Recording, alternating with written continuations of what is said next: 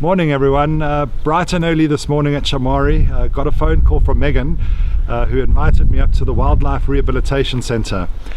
She's asked me if I wanted to come and film her feeding our 2 baby Ellies that have been in rehab here for the last 2 years. So it's a real treat. I hope you like it. Let's go check it out.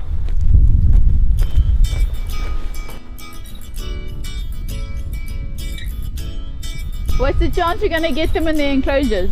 There is. Okay, let's try. What's the procedure? So, this is Stella. She doesn't need food anymore, so she just gets water. And then Amara over there, she still needs milk.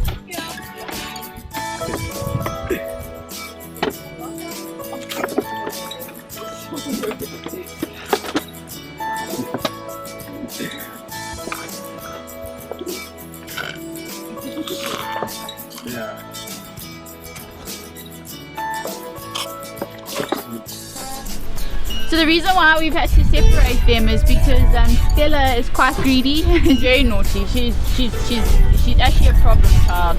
All right. She's developing bad behavior. I think it's safe to say you have one of the coolest jobs in the world. So may I ask if you wouldn't mind just telling all of our friends around the world what's the story with these 2 Ellies?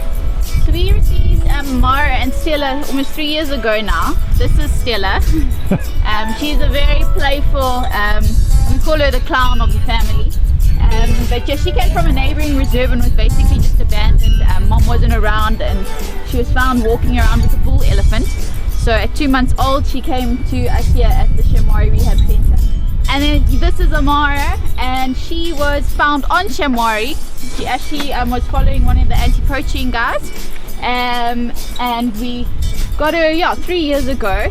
She's unfortunately had a few difficulties with her health, but when we did receive her she was in very poor condition.